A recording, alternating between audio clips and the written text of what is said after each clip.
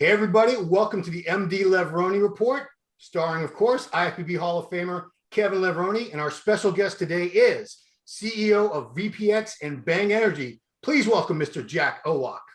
Hello, everybody, and very honored to be on the show. Yeah. Thank you very much, Jack, for being here.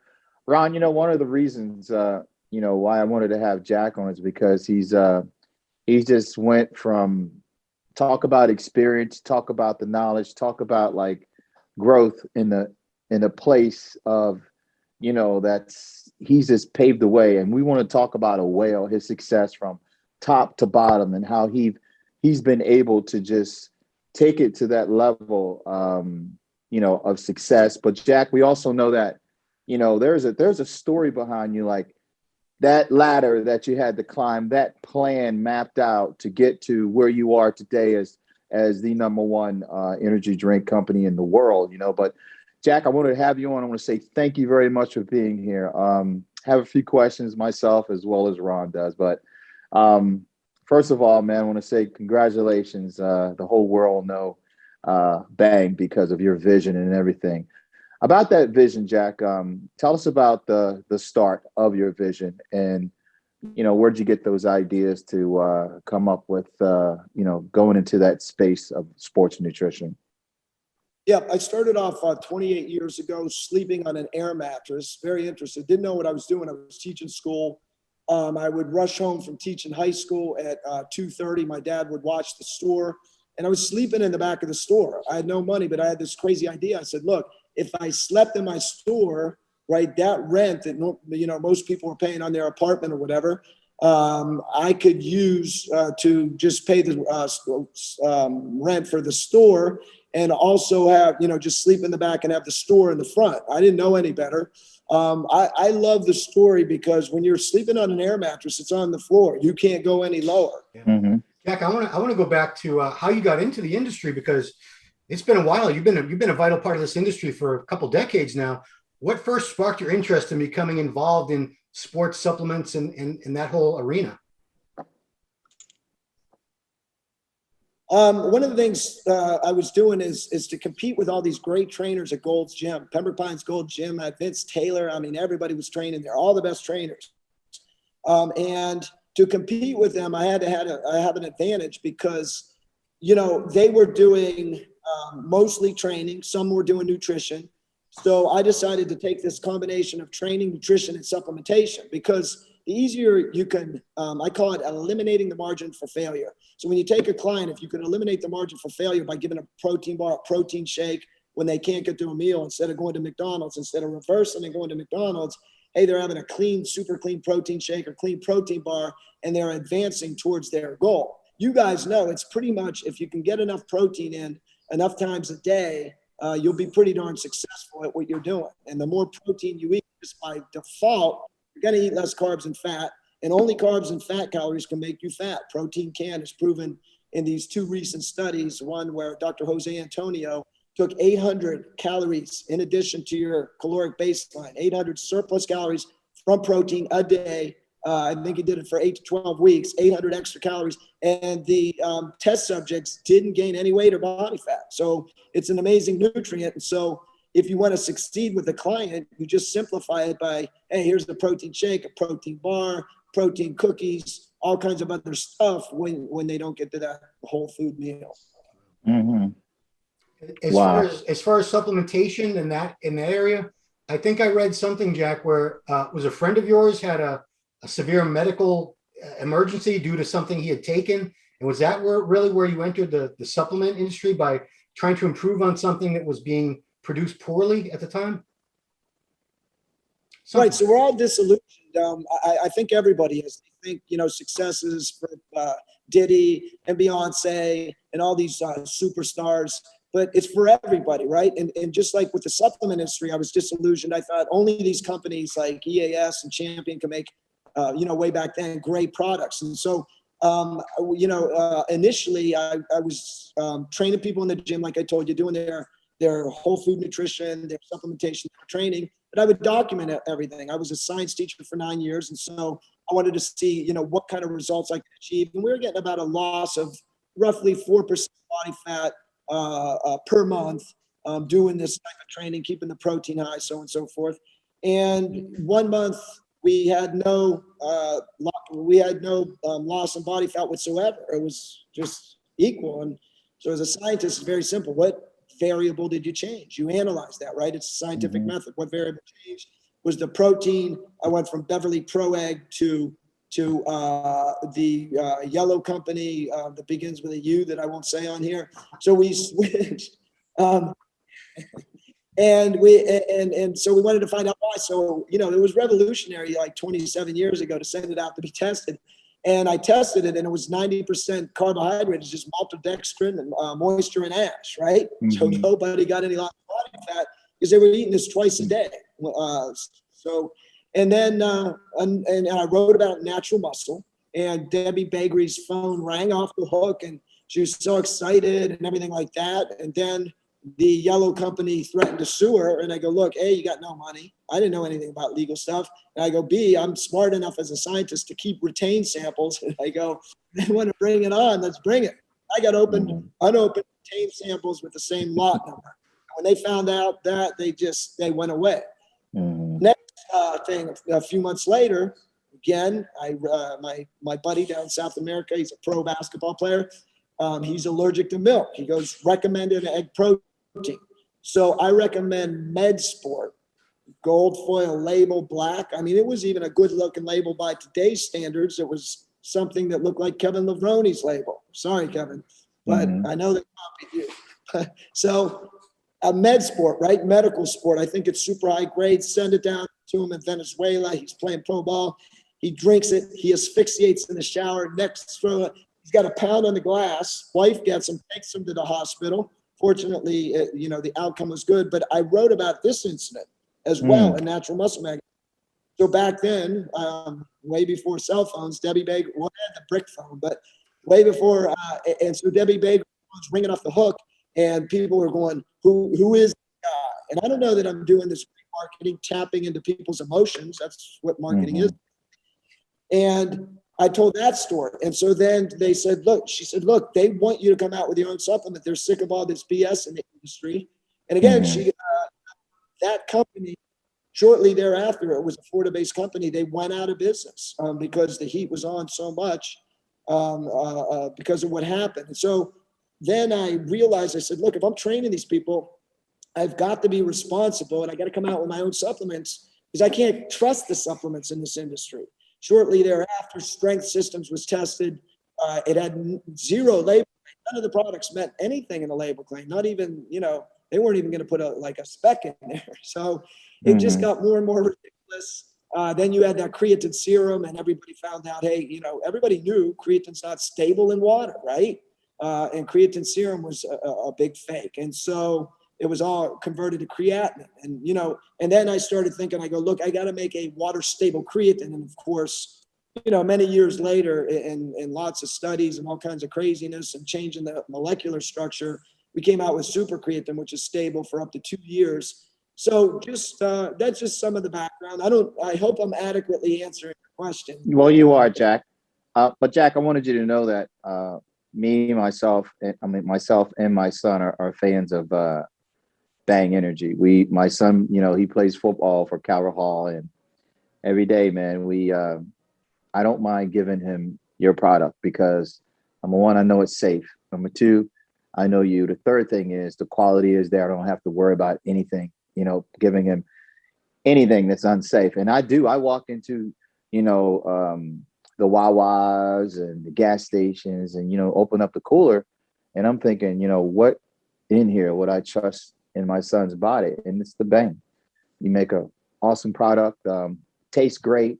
There's no aftertaste. And I just wanted to ask you this question also.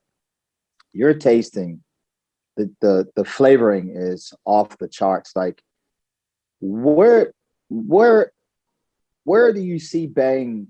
What's the next step for you guys? Like, where are you going to take it? Because you're certainly putting some things out there now, like creatine and the energy drinks and stuff like that. Going, what's the next curve you're going to, or where you see yourself, or can you talk about, the future of what's the next thing you're going to put out there? Yes, first of all, thank you for the compliments. It means a lot coming from you. I mean, you're one of the greatest bodybuilders of all times. I've never seen anybody, Ron, I don't know if you have, that had triceps and delts like Kevin Levrone did back in the competition. Just freaky. And I want to point out that I don't think he worked out more than 6 months to train while everybody else had to train all year. It was just insane. No. 3 months. Right, when are you going to train, bro? He goes, don't worry, don't worry.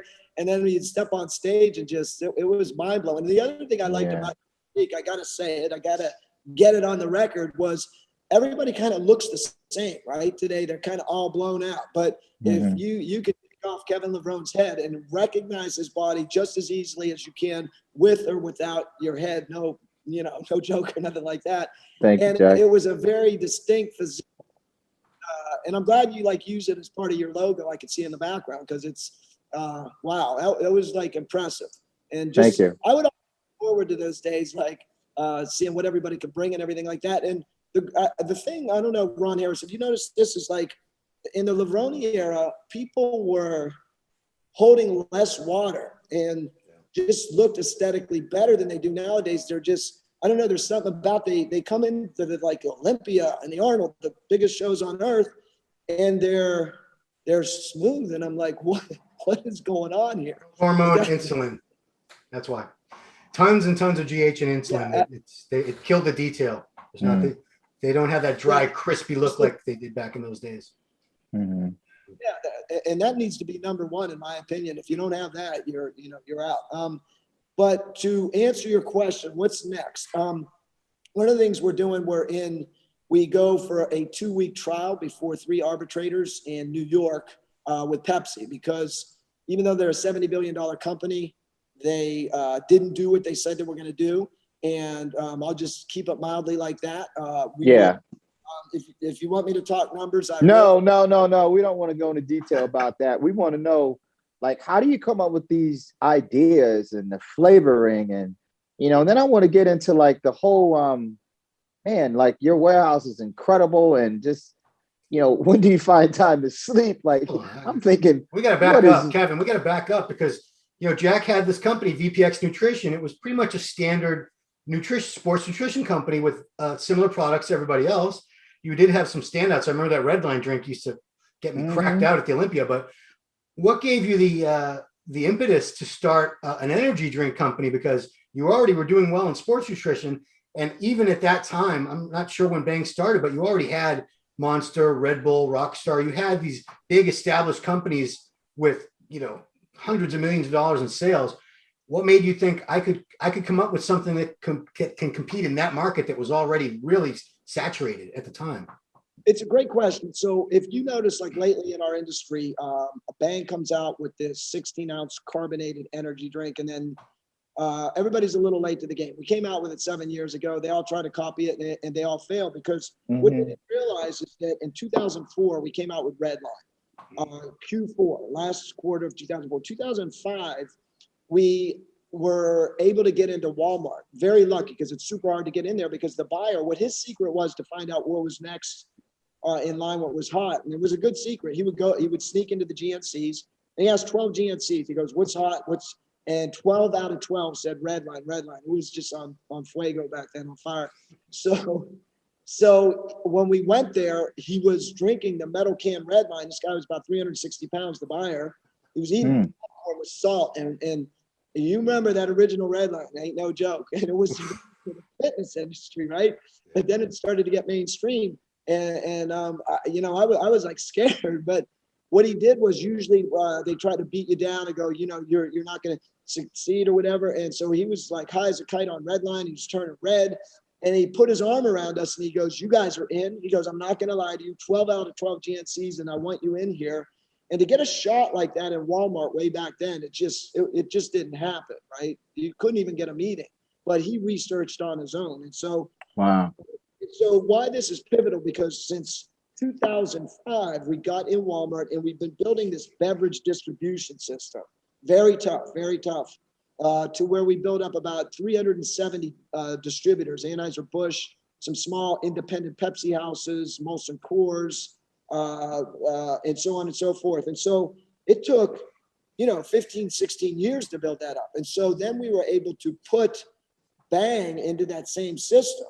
And so what's disillusioned in our industry, they think, okay, there's no resistance in the supplement industry. The barrier for entry is nothing. If you wanted Ron Harris fat burner, you could buy 250 bottles and you could be selling tomorrow. God bless you. Yeah. But in the beverage industry, they thought they could do that also.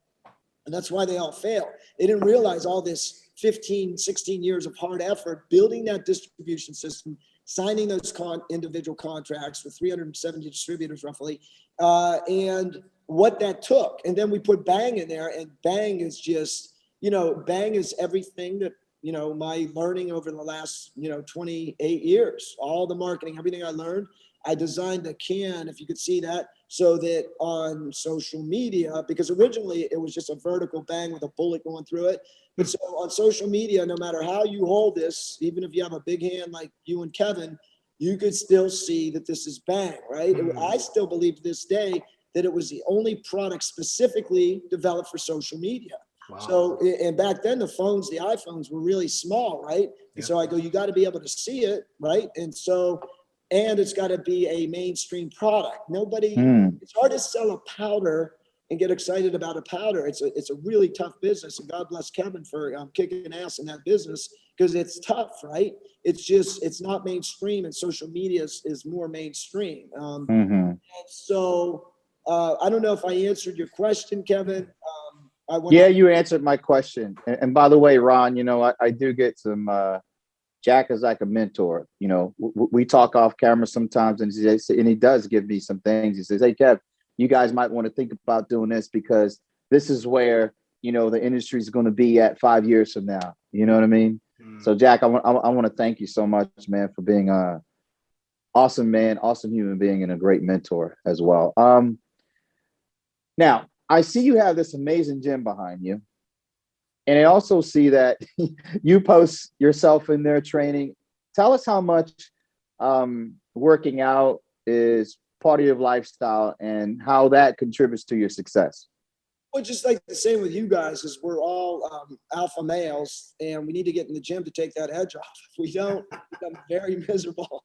And that's what I use it for, because I go in, no matter how stressful the day is, I can go in and just pound the heck out of the weights, and and then you're back to normal, right? And so you take all that stress out, because there's just a lot of challenges. Everybody has a ton of challenges. We talked last time about that giant. He's there. He's in your face. And in order to go into your destiny, you got to slay him. And the gym helps that, right? It gives you that mentality. And what I try to do too is anybody that comes in, I try to, excuse me for saying this, but whip their ass in one thing or another. And so my new thing is, since I tweaked my shoulder a little, like doing the 85-pound dumbbells for 22 reps, I just switched to pull-ups. And so, Colby Covington, UFC champ, he was in here, and I had to whip up on him. And so everybody that comes in, I always let them go first. That's the secret. So today, somebody got 23 pull-ups, and they thought they were going to win. And I just did 24, and I hung up there and looked back at them. So just have fun with it. You see, the thing is like when we were all young, right? We get to lift heavy. I competed for 5 years in bench press, never lost in 5 years. But when you get older, you can't lift those heavy weights. So we have a competitive nature, all of us. So now I just resorted to who could do more reps. And since I'm way lighter than you guys, and you got to pull like 240 pounds on the pull-up bar, I have an unfair advantage. And people don't understand that. Even if I put on 10, 15 pounds right now, I would not be getting 24 reps on the pull-up. I mean, that's why you never see guys doing pull-ups. I haven't done a pull-up in years. Right. Wow. But yeah, you guys can lift massive amounts of weights. I mean, that's the good thing. But, there's a lot of research was that high reps, right? High reps activate the androgen receptor. And I love that research because all the research shows that, look, we thought, okay, all this squatting where you release more growth hormone, more testosterone and everything like that, it has no effect on muscle gain. And everybody thought it did. But what does is, I like a combination of heavy weights and high reps, because high reps activates the androgen receptor. So if you have 800 nanograms per deciliter of testosterone floating around in your system, you're amplifying what that can actually do because you're activating the androgen receptor. So I like to use a lot of science and everything like that. And I have a book coming out with 1,144 scientific references, because there's just too much BS, right? Someone tells you something more, and it's all old wives' tales. And you look at a lot of the protocol gurus, I call them. You guys know what a protocol guru is? No. Yes. They kind of design your drug cycle. And I look at a lot of them, and I see a lot of mistakes. I call them protocol gurus for lack of a better term, but I see a lot of mistakes they're making with nutrition and training and everything like that. But hey, how do you do it? Hey, double up, they say. So if you're doing a few grams of whatever, you take 3 grams and you turn it into 6 grams, but then they never get to the root, the problem. And like you say, Ron, then they're using more insulin, more GH to overcome these shortcomings that they never learned about with training and nutrition. Yeah, I mean, my pet peeve is this. You've heard of DNP, right, Jack? Yes, of course. Yeah. So DNP, to me, that's something these coaches who don't know how to get people leaner with other methods and more standard drug protocols like clenbuterol and T3, they give them this DNP, which is very, very dangerous. Easily could have a fatal overdose with it because they don't know how to get somebody in shape otherwise. So yeah, I mean, the whole guru thing, we could go on all day about that. Yeah. There's a new protein uncoupling agent. That's what that's called, coming out too on the scene. So hit me up in a text and I'll shoot it out to you. Man, I'm just kidding. But there is a new one out there. Protein uncoupling agent, I think it's called. Wow. Yeah. Jack, dude, Bang Energy all has that super creatine in it, correct? Yeah. So I understand why like athletes and people that work out would want creatine, but all these people, I know tons of people drink Bang. They don't lift a weight. They don't do anything. So, they still get it. What benefits does a person who's not really working out get from creatine? It must be something that's still beneficial for them. Well, creatine is good for brawn and brain. I did a seminar a while back, and I told my son, I let my son do the seminar with us, and there was all these multi-billion companies in there, and there was 8 of them, right? And out of all the viewership, we had 49% of the viewership. Wow. So we had almost half compared to all these companies. And I go, here's what they'll remember. I had this thing that says, rip like Rambo, smart like Picasso, right? And it was about creatine crossing the blood-brain barrier. And so what happens, and I make no claims about Bang like Monster says I do, like Bang does not cure Alzheimer's, does not. And I would never make that claim because that would mean it was a drug, right? You can't use it. But creatine peptides, as you age, we're all becoming mentally retarded. And the reason why is we have a lessened ability for creatine to transport across the blood-brain barrier into the brain.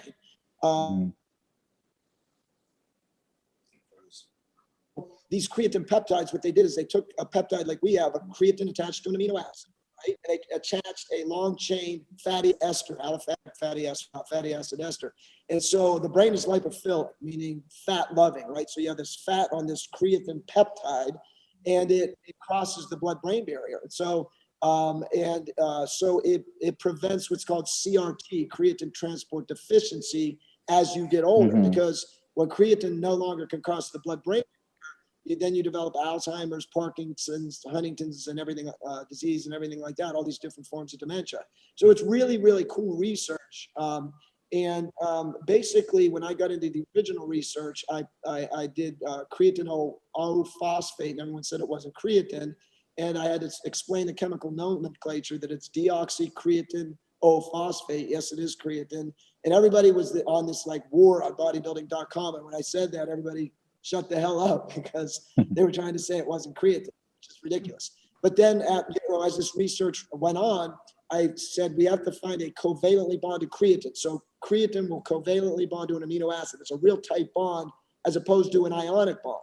And I go in my mind, I hypothesized that this was stable in water. And sure enough, we did all these testing at room temperature in a refrigerator, right where a drink will exist, and then a 110-degree warehouse and truck. And so it was stable in all conditions for up to 2 years.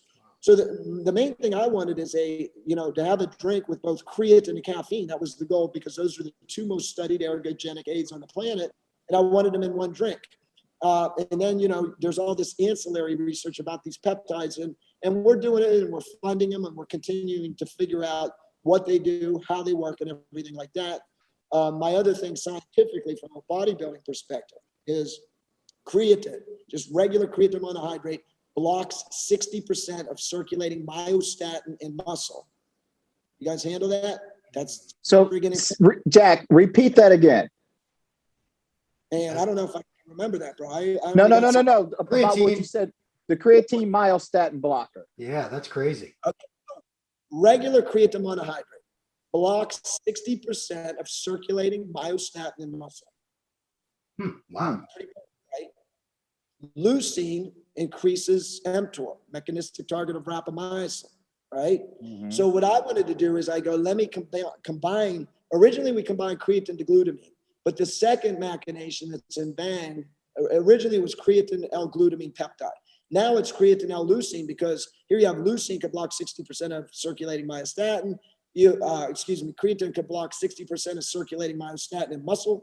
Leucine increases mTOR. And so I wanted to combine these, and that's what I called super creatine, right? Creatine that's stable in liquid and everything like that. And I've been to court so many times and having to explain this, because everybody tries to claim that super creatine ain't creatine. And I'm like, a water stable creatine is as super as you can get, because it's a multi-billion-dollar invention. How much super can you get?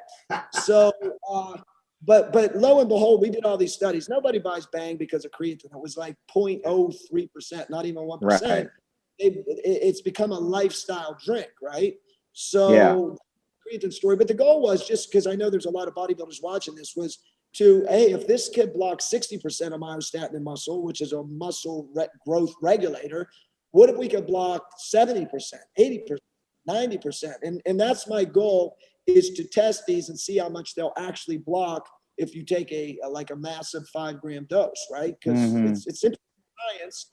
And, and then it would let a lot of people come off of all these performance enhancing drugs. And it's totally safe, because the molecule, which is really cool, it's 100% creatine and leucine. There's no byproducts. There's not even a 1/10% of anything else. And so these compounds are known to your body, which is really cool. So Jack, what do you think the percentage of the threshold is? You said 5 milligrams. You think that's where the body recognizes, or is it 3 milligrams? What is that threshold of of how much we need to take for your actual body to actually feel it, you think? Well, first of all, you have to test it in animals for safety. So to get a new dietary ingredient, to get GRAS status, generally regarded as safe, it's like a drug, right? I think we spent about $470,000 in a 2.5-year process to find out that it's safe, right? And so I think you could take, like in rats, we figured the human equivalent to like 20 grams a day or something. Super safe, right? We didn't test any higher than that, because nobody's gonna. So now the thing is that it's safe. We want to test it in humans and see. But these tests are hard to come by, because you have to do muscle biopsies, which you stick this thing literally the size of a pen, a writing pen, into the quad. Muscle biopsy. You pull out a huge thing of muscle, and then you got to stitch it back up. I mean, it's serious stuff. But these college kids sign up for it because they get $1,500 in free supplements. Yeah. I mean, if you ask Ron Harris for a piece of his quad, Nope. You might get a piece of his back. No, I ain't taking my quads. And it's hard to get, IRB, Internal Review Board of the college, to approve that. But with Dr. Darren Willoughby, we got a lot of that with Shotgun, which was really cool. We were able to alter 5 different muscle genes. And so, I just want to take that research further. I mean, it's cool, right? And fortunately, we're blessed to have the money to do it, because it's a lot of money, right? You have to have a bit of expendable cash. Like Steve Blackman, I got it, him and I got that expendable cash. Yeah, talk about Steve Blackman. You and him been friends for a long time, yeah? Yeah, great guy. I mean, pioneer in the industry. One of the things I liked about him is you had Flex what is it, Muscle and Fitness and all these magazines. And they would just keep recycling articles like our creatine monohydrate. And I'm like, no one wants to hear that. And then Muscular Development told the truth on everything. And I used to love to read the magazine, all these little sections about, what growth hormone did. You'd have little paragraphs and they were short. He told the truth. I mean, like finally someone's telling the truth. You may not like the truth, right? But yeah, truth. I don't want to see people on the cover of Muscle and Fitness and Flex and have an article in there that really doesn't tell the whole truth. I know it's controversial, but I just think, that's why Muscular Development is still around and you guys are still doing this report. Yeah, Ron, these guys are pioneers. Matter of fact, when I was talking to Steve and I said, Steve, I'm thinking about having Jack Owoc. He goes, Jack. He goes, oh my God, Kevin, that would be great. It would be a great show. He goes, Jack is a tremendous guy. His brain is just. I said, yeah, we definitely going to do it. But Jack, Steve definitely, he was looking forward to us having you on the show, man. Just wanted you to know that. Pioneer. I mean, his dad developed this amino fuel, and when him and his brother would wrestle in high school, I think he developed it in his bathtub, and they would take this amino fuel. That was revolutionary. That was like 30 some years ago. Oh, more. Wow. My buddy wrestled him, Mike Lemus. I don't know if you remember him, but he wrestled the Blackmans in high school. Crazy that the father did that and was such a pioneer with Twin Lab. And, one time it was a mega brand. I remember in our store, it was like half everybody else and half Twin Lab brands. I mean, you had Rip Fuel, Amino Fuel, all kinds of, like he had branched chain amino acids back then called Amino Fuel and capsules. No one, that was 30 years ago.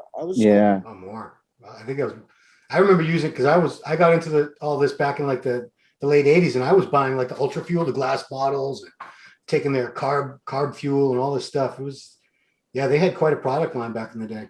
But Ultra, man, I used to suck down that sugar. I want to say that the reason I think, from when I talk to people about Bang Energy, it's the flavors, because people are very picky about flavors. We have so many options. When you walk into a convenience store, there's rows and rows and rows of cans, but you have come up with some of the most delicious energy drinks I've ever had in my life.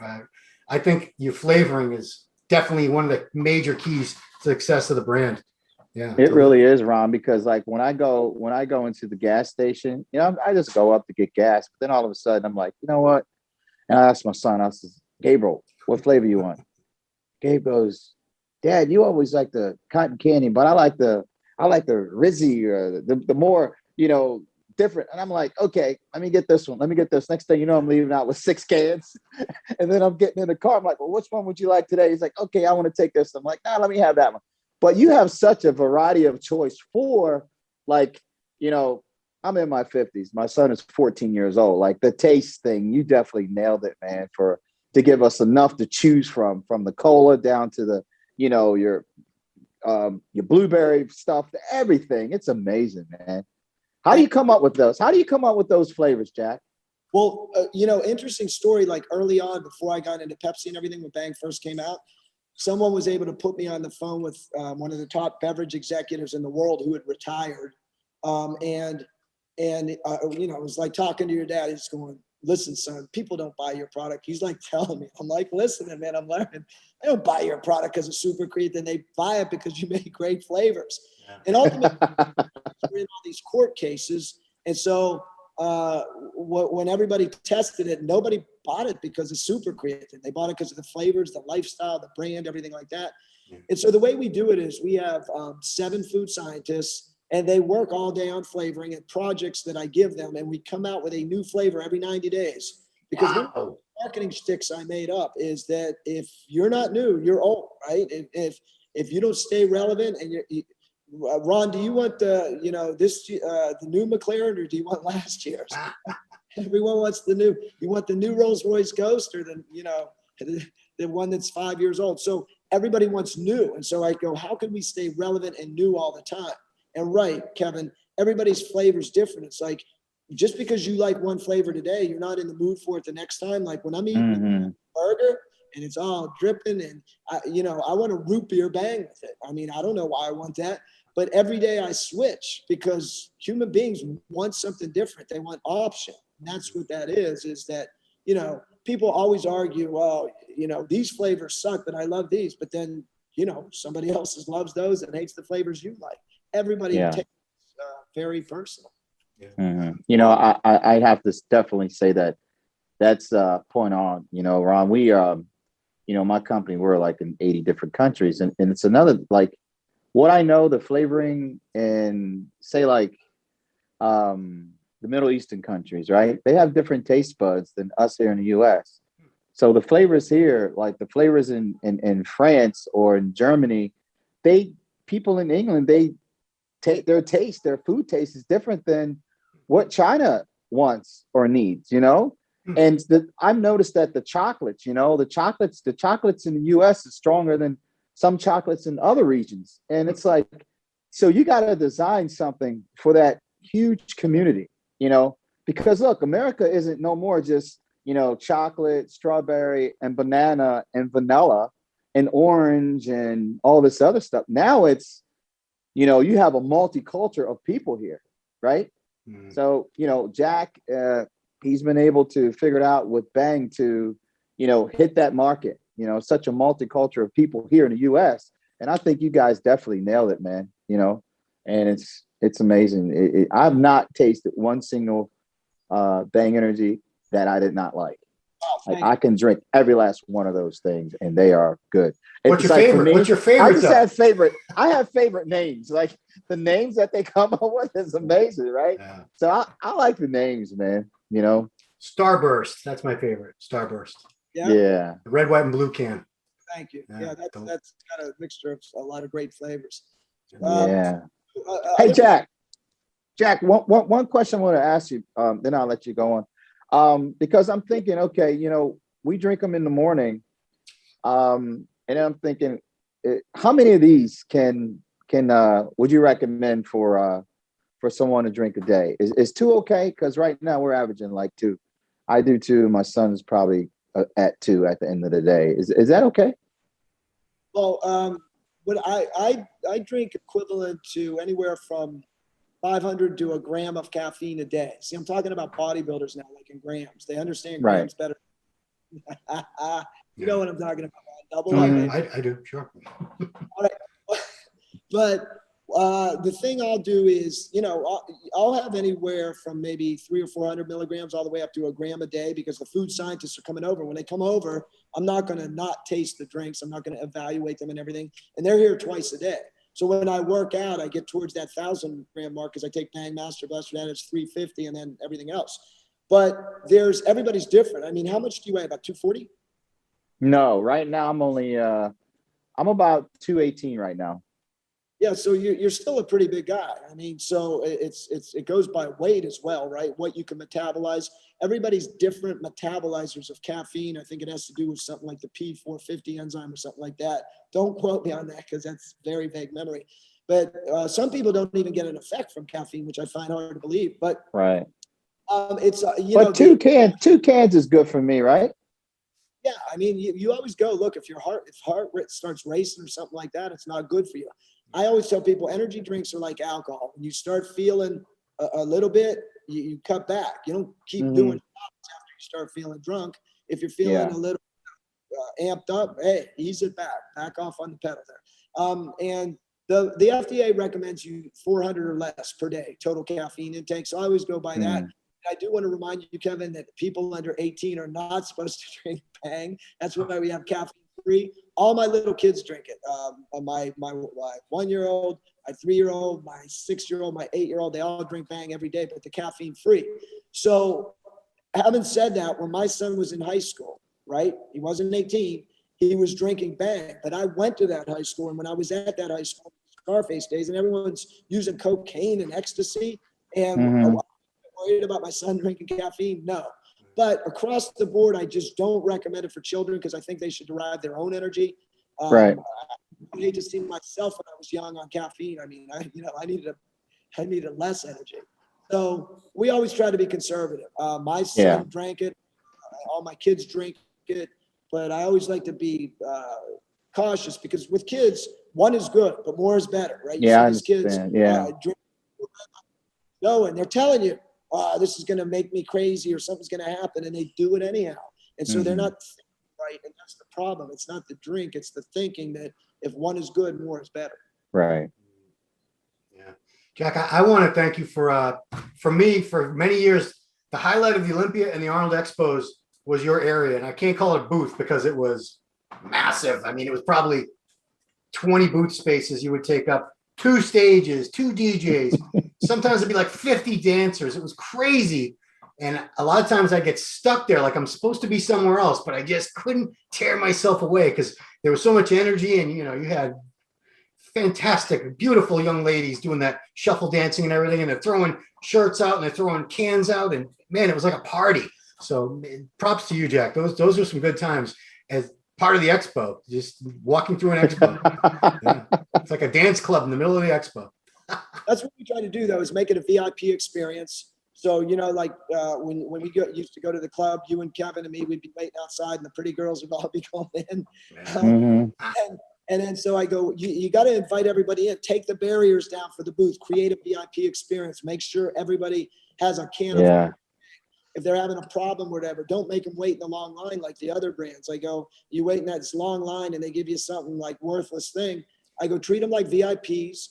And we last show, our biggest show, I think we rolled in there with like an entourage of 121 people. But these are all people that are dancing, shuffling, breaking. We had the wire on the camera going across the thing like the NFL games. Yeah. And we wanted to get you guys to crowd surf, but I think you were a little too large at the time.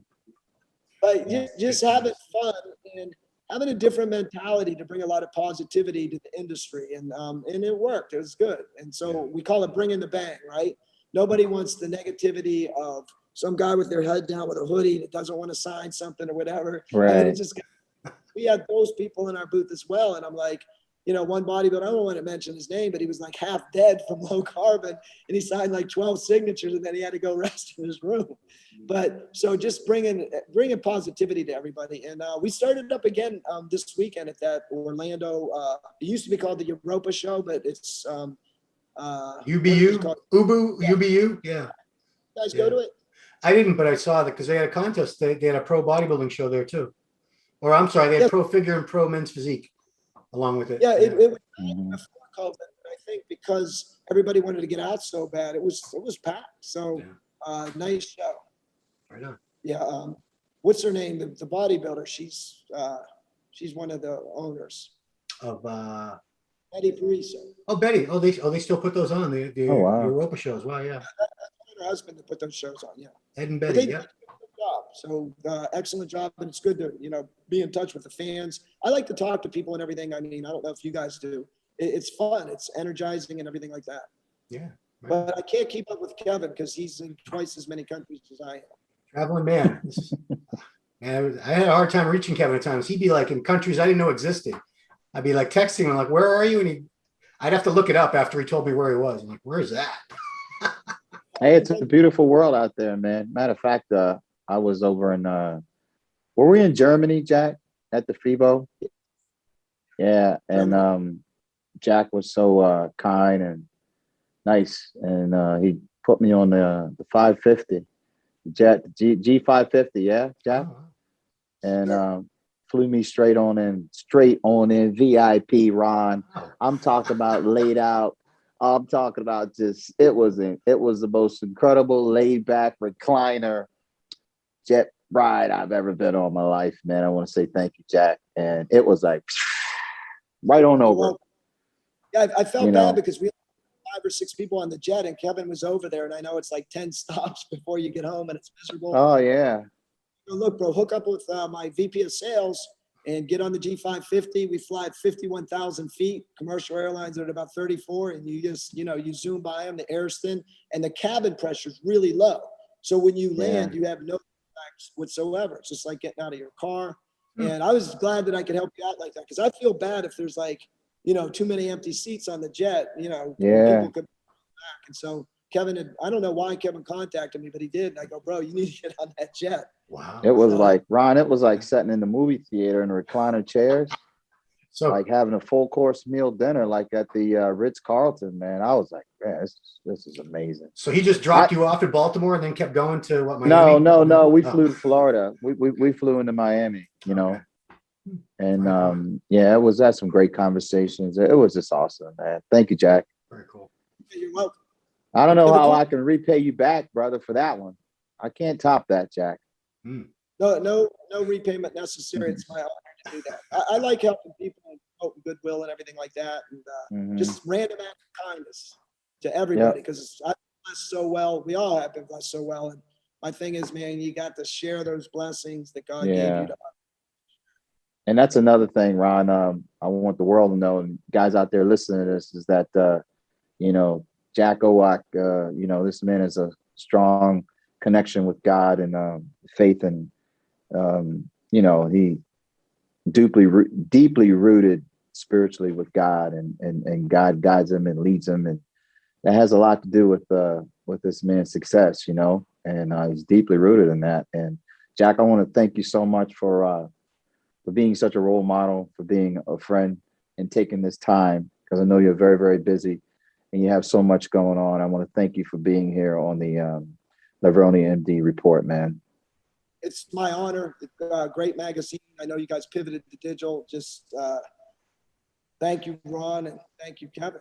My honor, and Bang Energy's honor. Bless you guys. If there's anything I can do for you, send you products, always let me know. Yeah. Okay. All right. Thank you for your generosity, Ron. I think that's it, man. I think that's a great show, Jack, and you know, touching incredible moments, man. You're an incredible human being, Jack, and I want to say thanks again for sharing who you are and giving us a piece of your success with through Bang and everything else that you've touched, and sharing it with us. And thank you for being a mentor to me. I'm going to be in touch with you continually to get ideas from you and everything. So thank you for that friendship, bro. It's awesome. Well, and thank you guys for having me on the show. Really appreciate it. Just in closing, I want to say, look, if you're having trouble with success out there, tap into God. Not odd for God. I'm a warrior out there, not a weak Christian or whatever. But look, God's all-knowing, all-powerful, and almighty. And when you have him on your side, he takes the burden off you. He does it all. And that answers one of your previous questions. How do you do it? I don't. I just do it the best I can and then lift it up. And that's the way we work here. And thank you for pointing that out. God bless both of you guys, man. It's been great. And again, I'm very honored to be on the show. Tell Steve I said that also. Right on. And that's it, guys. Everybody, thanks for watching this episode of MD Levrone Report. Kevin Levrone and Jack Owoc. We'll see you next time. Take care, everybody. Peace.